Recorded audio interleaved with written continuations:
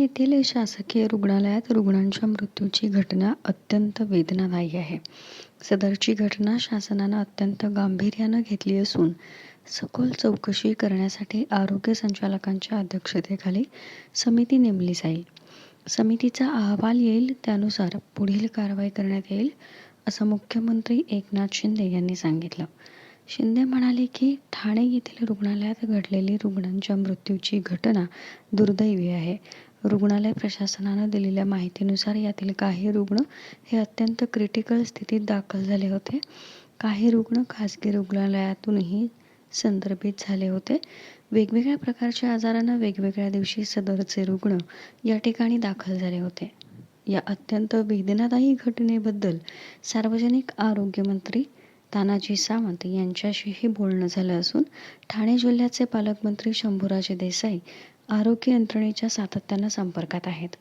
दरम्यान ठाणे येथील छत्रपती शिवाजी महाराज रुग्णालय इथं 18 लोकांच्या मृत्यूसंदर्भात सखोल चौकशी करण्यासाठी कमिटी नियुक्त करण्यात आली असून दोषींवर कठोर कारवाई करण्यात येईल, असं राज्याचे शालेय शिक्षण व मराठी भाषा मंत्री दीपक केसरकर यांनी रविवारी जाहीर केलं. महिला व बालविकास मंत्री अदिती तटकरे व मंत्री दीपक केसरकर यांनी घडलेल्या घटनेबद्दल ठाणे येथील छत्रपती शिवाजी महाराज रुग्णालयाला भेट देऊन तेथील परिस्थितीची चौकशी केली.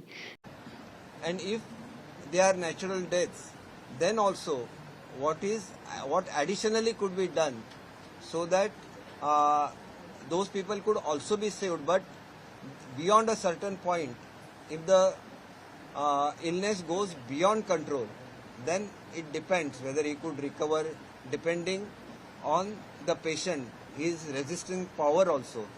So I am not a technical person to answer every question. So the committee will go into detail because the number of death is more than the normal. It would be properly investigated, and if some negligence is found, those people will be punished, and also compensation would be given to those people who have died because of negligence. यावेळी मंत्री केसरकर म्हणाले की मुख्यमंत्री एकनाथ शिंदे यांचा phone आल्यानं मी तात्काळ विमानानं मुंबई इथं आलो. झालेल्या प्रकाराबद्दल निष्पक्ष पारदर्शीपणे चौकशी करण्यासाठी शासनानं समितीची नियुक्ती केली आहे. आरोग्य विभागाचे आयुक्त धीरज कुमार, जिल्हाधिकारी अशोक शिनगारे, महानगरपालिकेचे आयुक्त अभिजित बांगर, आरोग्य संचालनालयाचे संचालक, अतिदक्षता विभागाचा तज्ज्ञ, जिल्हा शल्यचिकित्सक हे या समितीचे सदस्य असणार आहेत. या समितीनं चौकशी अहवाल लवकरात लवकर देण्याचे आदेश मंत्री दीपक केसरकर यांनी दिलेत. 500 बेडच्या हॉस्पिटलमध्ये गंभीर आजारांचे रुग्ण येत असतात. अतिदक्षता विभागाची संख्या आधी 20 होती, आता ती 48 करण्यात आली आहे. खासगी हॉस्पिटलमध्ये उपचार घेणं रुग्ण गंभीर झाले की या हॉस्पिटलमध्ये पाठवले जातात. नैसर्गिक मृत्यू झाला असेल तर रुग्णाच्या नातेवाईकांना मदत करता येत नाही. उपचारादरम्यान जर हलगर्जीपणा झाला असेल आणि अहवालात हे सिद्ध झालं असेल तर दोषींवर अत्यंत कठोर कारवाई करण्यात येईल, असंही मंत्री दीपक केसरकर यांनी सांगितलं. मृत व्यक्तींच्या नातेवाईकांच्या दुःखामध्ये आम्ही सहभागी आहोत, असंही ते म्हणाले. Detailed investigation would be done by a high power committee. So we are with the families. Our sympathies are with the family. यावेळी ठाणे महापालिकेचे आयुक्त अभिजित बांगर यांनी झालेल्या घटनेची सविस्तर माहिती प्रसारमाध्यमांना दिली. 18 मृत्यूपैकी पुरुष 8 व महिला 10 आहेत. 2 महिन्यापूर्वी 40 परिचारकांची भरती करण्यात आलेली. परिचारकांची रुग्णांची काळजी घेण्यासाठी खूप गरजेची असते. कोविड काळातील कर्मचाऱ्यांना मुदतवाढ देण्यात आलेली आहे. त्यांची छत्रपती शिवाजी महाराज रुग्णालयामध्ये नियुक्ती करण्यात आलेली आहे. पूर्वी शस्त्रक्रिया फक्त दिवसा करण्यात येत होती, आता रात्री सुद्धा करण्यात येणार आहे. यामुळे मृत व्यक्तीच्या नातेवाईकांची गैरसोय टाळणार आहे.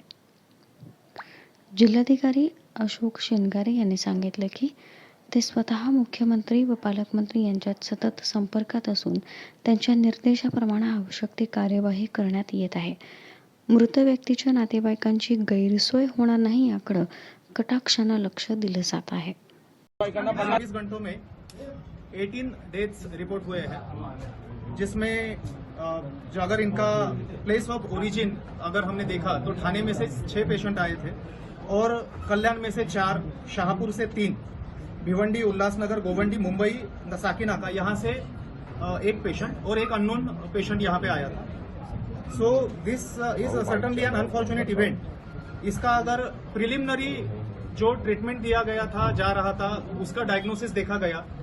एक फैक्ट हमें देखनी चाहिए, ये पेशेंट जो आए थे, ये इसमें से कुछ पेशेंट कुछ दिनों से यहाँ पे ट्रीटमेंट ले रहे थे. किसी को 2 दिन, 4 दिन, 8 दिन, 12 दिन, इस तरह से कालावधि हुआ था. ये पेशेंट का preliminary cause of death diagnosis जो उन्होंने किया था, वो अगर देखा जाए तो various causes are seen, like chronic kidney disease, paralysis stroke K 2 patient थे, क्रोनिक लंग डिसीज के 2 पेशेंट थे, इस्केमिक हार्ट डिसीज के 2 पेशेंट थे, ulcer related complication, pneumonia, road traffic accident का एक पेशेंट था, केरोसिन पॉइजनिंग का एक पेशेंट था, septicaemia, fever, इसके कुछ पेशेंट थे.